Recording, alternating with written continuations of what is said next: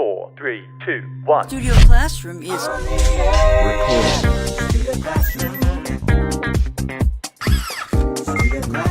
Please stand by.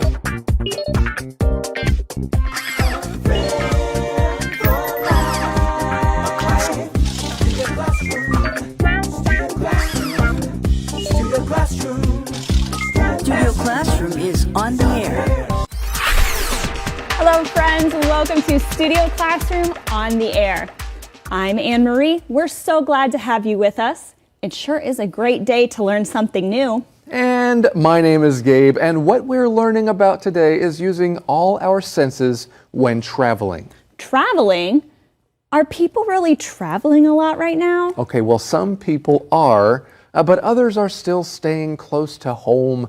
You know, local parks, national parks, and nature reserves are all great places to visit, even if travel isn't an option for some people right now. That's true. And those are all good places to practice using all the senses. And that's what our article is about today, friends. We'll learn how to encourage kids to explore their world through smell, hearing, feeling, touching, and tasting in an article called Expanding Horizons by Expanding Awareness. Today we're going to learn some pretty interesting phrases, friends, like sensory feast and evoking a memory. So listen for those as we read. Are you ready to get started? Let's begin.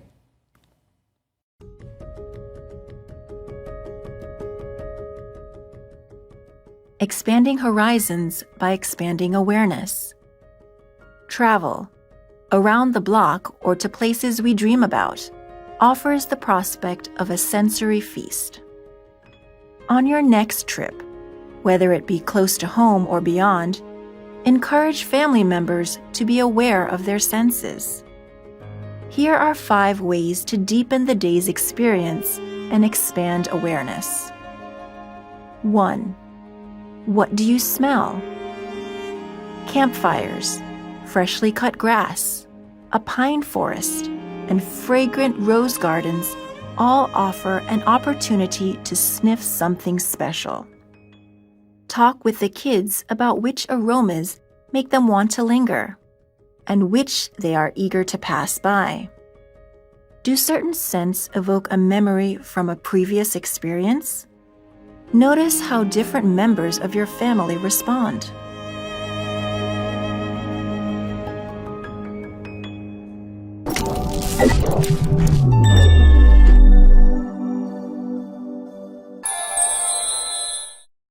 Hello everyone, welcome to Language Lab. I'm Jack. 我们先来看动词 sniff. Sniff 是用鼻子闻或是嗅的意思。比如说 The hikers sniffed smoke in the air before they saw the burning house. 登山客先闻到空气中有烟味，才看到那栋房子着火了。Sniff 还有嗤之以鼻或轻蔑的意思。例如Marie's grandmother sniffed her disapproval when Marie told her that she and Howie were engaged. Marie 告诉奶奶她跟 Howie 订婚时，奶奶嗤之以鼻表示反对。Sniff 当名词的时候是指气味，譬如说 Everyone Eva passed got a sniff of her expensive perfume. 每个跟 Eva 擦身而过的人都闻到她身上昂贵的香水味。接下来我们来看动词 linger。linger 的意思是逗留、徘徊。linger over 是仔细的欣赏或品味。譬如说 I enjoy lingering over the newspaper and my morning cup of coffee. 我喜欢慢慢看着报纸，享受早晨的咖啡。或是 The scent of roses lingered in the air. 玫瑰花的香味仍弥漫在空气中。再举个例子When it was time for Peter to leave, he and Evie lingered on the porch for half an hour. 到了该回家的时候 Peter 和 Evie 还在阳台上逗留了半个小时。Okay, let's get back to our teachers. All right, thank you, Jack. Friends, are you ready to learn about using all of your senses? Let's get right into our article. Travel around the block or to places we dream about offers the prospect of a sensory feast. Well, speaking of senses, that is a pretty descriptive word there at the end of that sentence, sensory feast. I agree, friends. A feast, of course, is like a big meal, a very big, fancy, delicious. It's a positive word, okay? You're having a feast.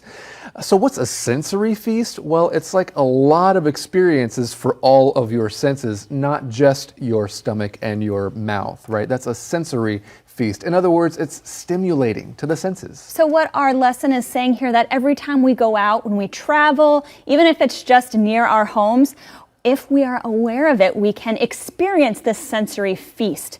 We can discover new smells or, well, we're going to learn about that in a minute. Well, Anne-Marie, our lesson uses these two words, sensory feast, but have you ever heard the term a feast for the senses? Oh, I have. It kind of means the same thing, doesn't it? Yeah, exactly. So we could say that it offers the prospect of a feast for your senses. Well, we read here, on your next trip, whether it be close to home or beyond, encourage family members to be aware of their senses. Yes, in this article today, we're going to learn specifically how to help the whole family experience things. So if you have kids or if you are a kid, you can learn about a good way to be aware of your environment when you go out. Let's read on. Here are 5 ways to deepen the day's experience and expand awareness. Before we learn what the first one is, let's find out what it means to deepen an experience first. What does that mean? That's right. Well, of course, we all have experiences, right? But sometimes we're not as aware as we could be about what's going on around us.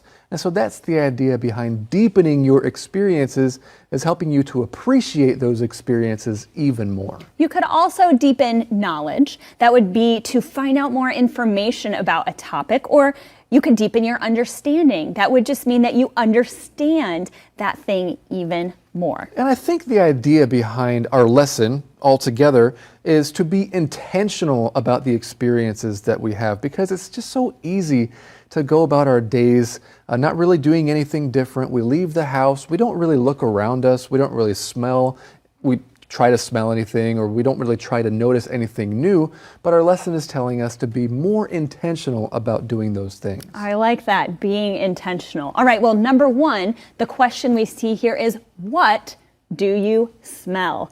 Campfires, freshly cut grass, a pine forest, and fragrant rose gardens all offer an opportunity to sniff something special. Do you like those scents, friends? What's your favorite scent? Do you have a favorite scent, Gabe? Favorite scent? I really like the scent or the smell of different kinds of wood. Oh, right? okay. If a piece of furniture is made of wood, then sometimes it'll give off a certain smell. I really like that. What about you?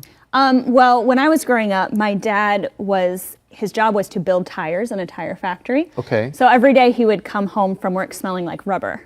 You like the smell of rubber? Yeah, because it reminds me of my dad. And when I would say something to him about it, he said, that is the smell of money. Okay. You know what else might be the smell of money is gas. Oh, yeah. I have to admit, I like the smell of gas at a gas you station. like it? Do you like that smell? It's a strong smell. Have you ever gotten a whiff of that? I have gotten a whiff. Oh, that's a good phrase. If you get a whiff of something, it means you just smell it for a moment, or you just smell a little bit of it at that time. Exactly. Have you ever gotten a whiff of something unpleasant, a smell that you don't like? Yes, there are a lot of things that I don't like. I don't like the smell of stinky tofu. Okay. It's one of the least favorite smells to me. I think it smells like socks. Well, it's an acquired taste That's as true. well. And an acquired smell. Acquired smell. Well, there are plenty of things that we like the smell of, some we don't like. There are scented candles. That's why we brought scented candles today, because these scented candles can smell like a lot of different things, whatever you want to make the scented candles smell like, right? That's right. Well, I think smell is a good thing that we could talk about more, and let's do that in our info cloud.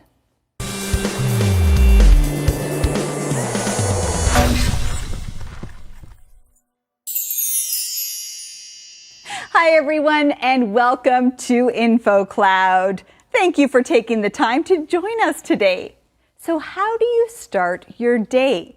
Rex, can you tell us, how do you start your day?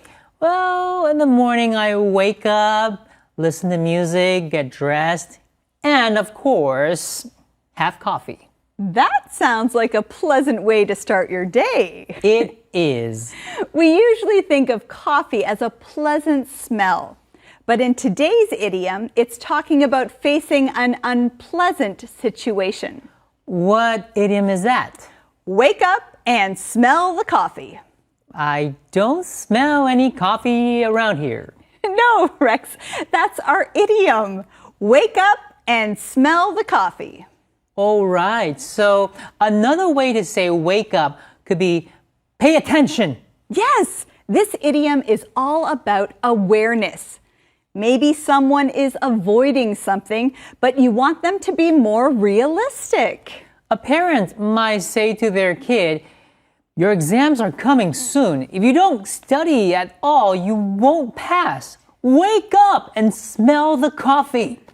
But if that same student works hard, they'll experience the sweet smell of success when their grades come back. That must be another idiom. Andrea, what does success smell like?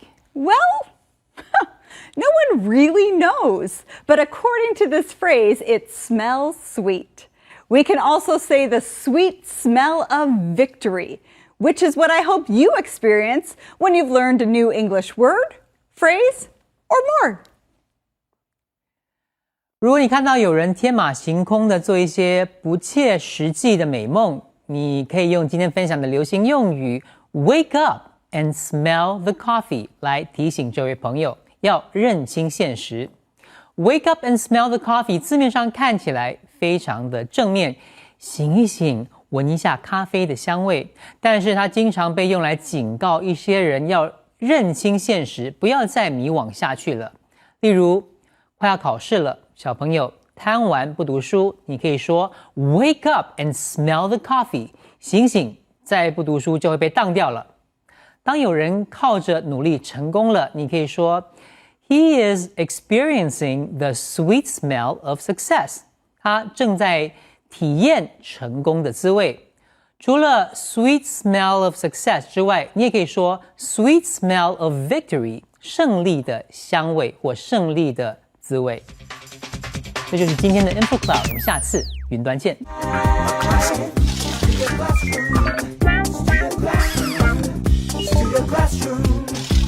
Studio Classroom is on the air.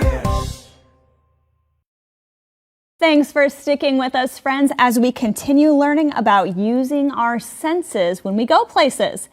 Do you think you do a good job of being aware with all your senses, Gabe?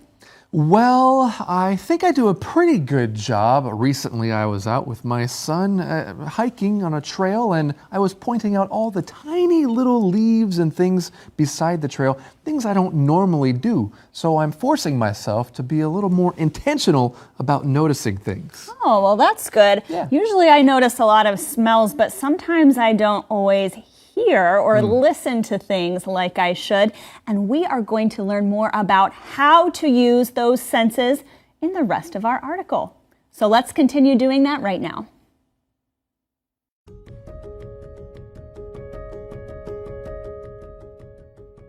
Expanding horizons by expanding awareness. 2. What do you hear? While out and about, encourage the kids to close their eyes and tune in. Is that the whistle of a train in the distance? Do you hear a horse clip-clopping down the trail or the hoot of an owl?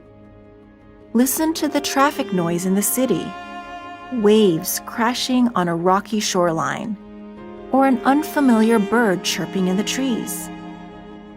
3. How does it feel? Particularly in these changing times, leaving the comfort of home can evoke a range of emotions, spanning from excitement and anticipation to anxiety and uncertainty.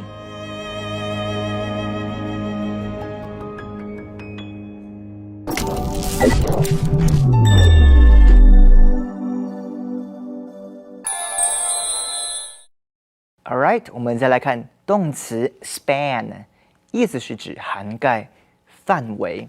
譬如说 The spa offers a range of activities spanning from body scrubs and body wraps to facials and foot massages。这个休闲健康中心提供一系列活动范围，从全身去角质、果肤护理到脸部和脚部按摩。Span 也只持续一段时间，比如说 The opera singer's career spanned 5 decades。这位歌剧演员的表演生涯持续了50年。Span 也只跨越一段距离，例如 Spanning the Niagara River Gorge, Rainbow Bridge connects Canada and the U.S. 彩虹桥横跨尼加拉河峡谷，连接着加拿大和美国。最后我们来看 anticipation 这个名词，意思是带着兴奋的心情预期和期待某件事的发生。例如Bobby waited with great anticipation for his birthday because his mom was planning a big party. Bobby 热切期盼着生日的到来，因为妈妈准备为他开一个大派对。或是 Those who enjoy winter activities watch for the first big snowfall with anticipation. 喜欢冬季活动的人带着期盼的心守候第一场大雪。再来一个例子。The students studied hard in anticipation of a difficult chemistry exam. 学生们努力准备迎战一场困难的化学考试。跟 anticipation 有点像的一个字是 expectation， 虽然也是期望、预期事物的发生的意思，却没有把握会不会发生。Okay, let's get back to our teachers. All right, let's learn about the second thing we should be aware of when we are out and about. All right, number 2, what do you hear? While out and about, encourage the kids to close their eyes and tune in. Is that the whistle of a train in the distance? Do you hear a horse clip-clopping down the trail or the hoot of an owl? Listen to the traffic noises in the city. Waves crashing on a rocky shoreline or an unfamiliar bird chirping in the trees. That was a lot of different sounds. That's right. And a lot of those sounds kind of have words that kind of sound like the sounds they make. Oh, like clip-clopping. Clip-clopping, that's what we would say the sound of a horse is. Right. When the hooves are hitting the pavement or the road, we say clip-clop, clip-clop, clip-clop. And it sounds like that sound, right? That's true. Or the hoot of an owl. Owls kind of do say hoot, hoot, right? Yeah, exactly. Yeah. That's what we say in English anyway. A owl goes hoo, hoo. And a bird, we would use the word chirp. And the chirp sounds kind of like chirp, chirp, chirp. Well, we have a special word for words that sound like what they are, right? Yeah, what is that? Onomatopoeia. Onomatopoeia. And friends, it is just as hard to spell as it is to say. Okay, so you might want to write this down, okay? Onomatopoeia. You know, a couple of days ago we talked about personification, and that is kind of giving human characteristics to things that are not human. Well, this is kind of a related word you could use when writing a story or giving a speech and using words that are onomatopoeia. That is, words like clip-clop and chirp and hoot.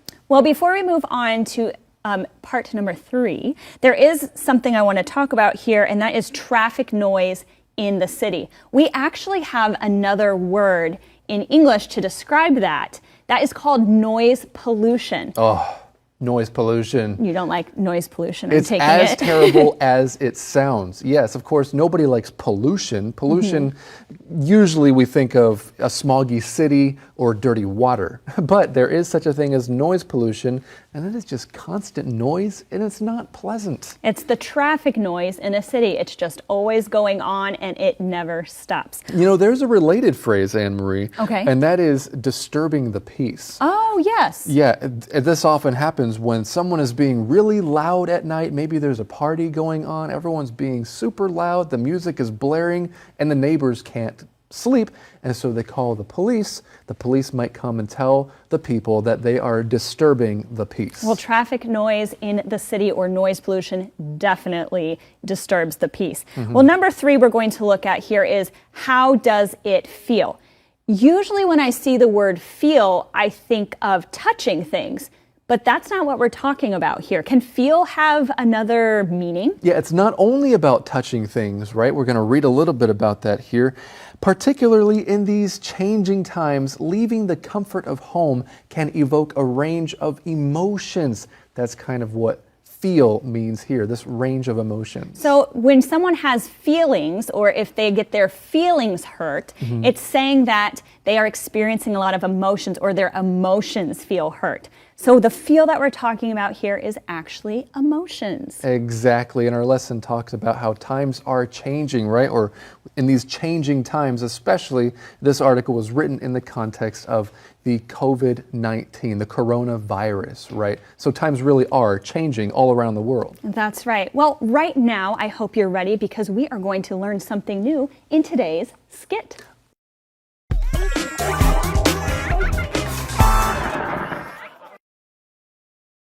Goodbye. Good night, everyone. What a great party. Yes, it was fun, but it's over and it's time for everyone to leave. Oh, I know. I don't want to hurry off. I think I'll stick around. I want to linger here a little longer. But the party is over. The other guests have gone home. I know, but I just want to linger longer. Stay longer? What for? It's getting late. Just say goodnight and go home. But I want to stay. I can eat a few more snacks. I can enjoy the music for just a few more minutes. And I'll just linger here and relax. Eddie, there's no need to linger. The party's over. Go home.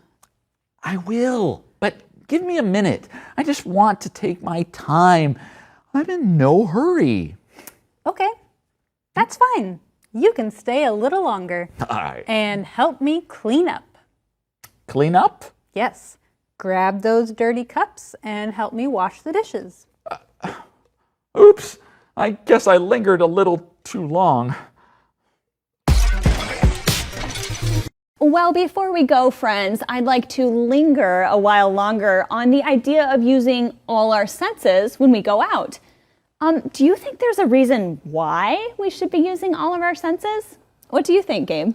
Anne-Marie, this is such a great reminder to use all of our senses. And it makes me think of the phrase that we should get the most out of life. That means there's a lot that we can appreciate and enjoy in the life and the world that God has given us, the one that He created. There are a lot of buildings that we created, right? But there's a lot of stuff that God created. And I think that we should try to enjoy it as much as we can. That's what it means to get the most out of nature anyway. And so that involves all of our senses. That's a good point. The thing I was thinking of too is, if we don't use all of our senses, we might miss out on something. You're right. You're right. And you know what, Anne-Marie, my dad always told us that he never even knew what the word boring or bored was when he was a kid, because they were always encouraged to get out and just enjoy the world around us. And so, but now everybody is so bored if they don't have their smartphone with them. But there's really so much that we can enjoy without our smartphones and technology out in nature. It's really hard to use all of your senses when you're just looking at a screen or looking at your phone, right? Exactly. Everything is just focused into that one place. Yeah, and you're just using your eyes. You're hurting your eyes with that screen. You're getting your feelings hurt because you're seeing everything somebody else does on Facebook that you're not doing. Well, come on, get out and do something yourself. Well, what do you think, friends? Why is it so important for us to use all of our senses? We have more to talk about in regards to expanding awareness tomorrow. We will see you then, right here on Studio Classroom. I am so proud to have you in my life. A good friend lasts a lifetime.